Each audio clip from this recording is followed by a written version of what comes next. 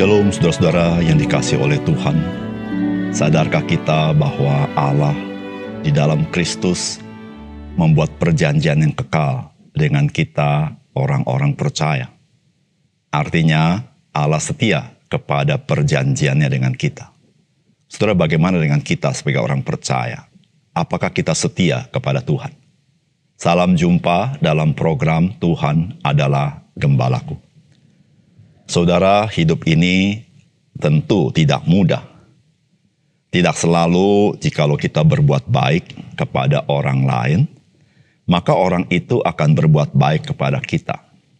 Ada kalanya orang yang berbuat baik justru dipermainkan kebaikannya. Ada orang lebih memilih berbuat sedemikian saja supaya ia tidak dipermainkan oleh orang lain. Saudara, bagaimana kita sebagai orang Kristen harus bersikap? Saudara, kita tahu bahwa iman Kristen mengerti bahwa Tuhan membuat perjanjian kekal di dalam Kristus dengan kita orang percaya. Tentu berarti bahwa kita sebagai orang percaya berhutang untuk memegang dengan setia perjanjian itu. Meskipun saudara, kita tahu perjanjian itu tidak tergantung kepada kita, tetapi karena anugerah Tuhan. Saudara, hal inilah yang mengingatkan kita bahwa kehidupan kita sebetulnya tidak sama dengan dunia ini. Saudara, mari kita membaca 1 Petrus pasal 3 ayat 17 sampai dengan 22. Sebab lebih baik menderita karena berbuat baik jika hal itu dikehendaki Allah daripada menderita karena berbuat jahat. Sebab juga Kristus telah mati sekali untuk segala dosa kita. Ia yang benar untuk orang-orang yang tidak benar, supaya ia membawa kita kepada Allah. Ia yang telah dibunuh dalam keadaannya sebagai manusia, tetapi yang telah dibangkitkan menurut roh. Dan di dalam roh itu juga ia pergi memberitakan Injil kepada roh-roh yang di dalam penjara, yaitu kepada roh-roh mereka yang dahulu pada waktu Nuh tidak taat kepada Allah, ketika Allah tetap menanti dengan sabar waktu Nuh sedang mempersiapkan bahteranya, di mana hanya sedikit, yaitu 8 orang yang diselamatkan oleh air bah itu. Juga kamu sekarang diselamatkan oleh kiasannya, yaitu baptisan. Maksudnya bukan untuk membersihkan kenajisan jasmani, melainkan untuk memohonkan hati nurani yang baik kepada Allah oleh kebangkitan Yesus Kristus, yang duduk di sebelah kanan Allah setelah ia naik ke sorga sesudah segala malaikat, kuasa, dan kekuatan ditaklukkan kepadanya.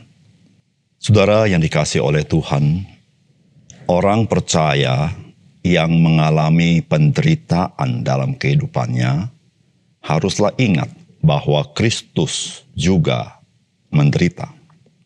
Orang percaya menderita karena kejahatan orang lain. Kristus juga menderita karena dosa-dosa kita. Itulah yang Rasul Petrus ingatkan kepada kita, agar kita menyadari bahwa kita mempunyai kaitan dengan Kristus dan sebaliknya. Saudara, apakah pesan firman Tuhan bagi kita? Yang pertama, hendaklah kita sebagai orang percaya hidup serupa dengan Kristus dengan melakukan kehendak Allah melalui perbuatan baik setiap hari.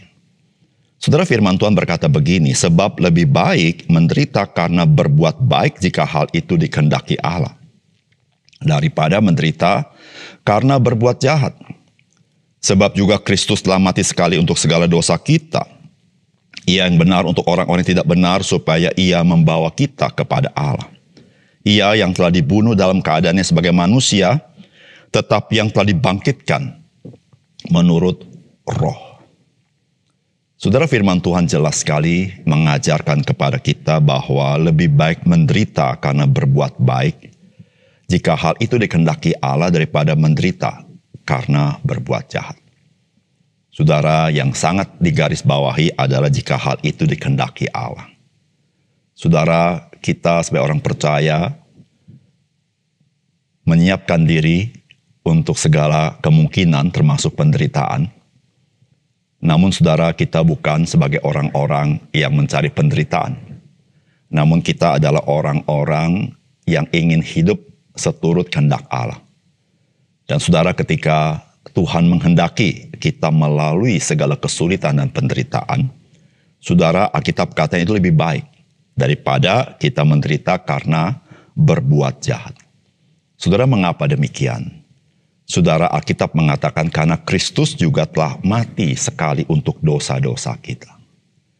Saudara, dia mati bukan karena kebaikan kita, tapi karena kejahatan kita.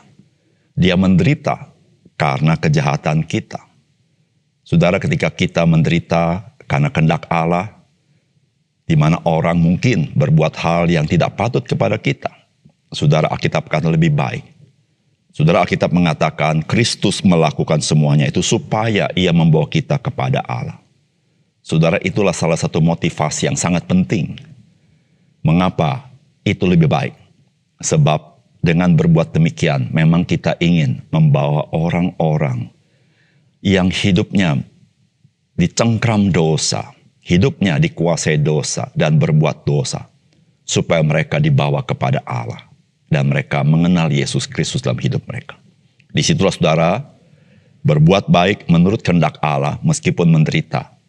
Itu lebih baik daripada kita menderita karena berbuat jahat. Karena ada satu misi mulia, supaya orang-orang yang seperti itu, yang hidup tidak patut itu, mereka ada kesempatan boleh mengenal Kristus dalam hidupnya. Saudara, bukankah itu panggilan Tuhan bagi kita sebagai orang percaya? Yang kedua, saudara, orang percaya itu memiliki komitmen di hadapan Tuhan dengan hati nurani yang murni. Saudara, firman Tuhan mengatakan demikian.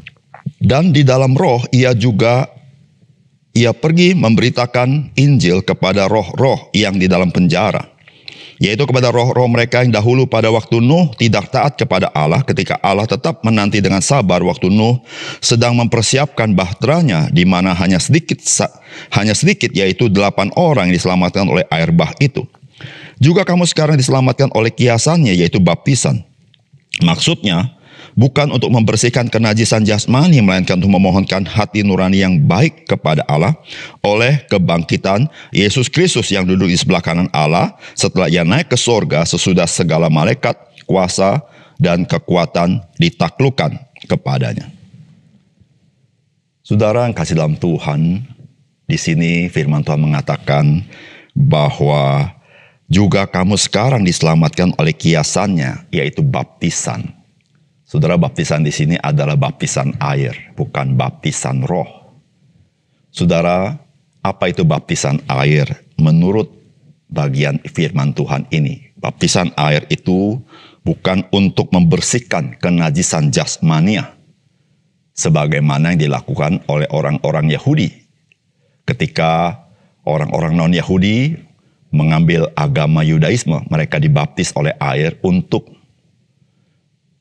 membersihkan kenajisan jasmania, atau orang-orang Yahudi yang berbuat sesuatu lalu harus dibasuh, saudara-saudara, itu terkait dengan kenajisan jasmania. Tetapi baptisan air yang diimani oleh orang percaya itu bukan untuk membersihkan kenajisan jasmania. Namun saudara, di situ dikatakan untuk memohonkan hati nurani yang baik kepada Allah. Maksudnya adalah baptisan air itu adalah sebuah komitmen kepada Allah dengan hati nurani yang murni. Saudara, mengapa demikian? Karena kebangkitan Kristus itulah, saudara, yang menyucikan hati nurani kita.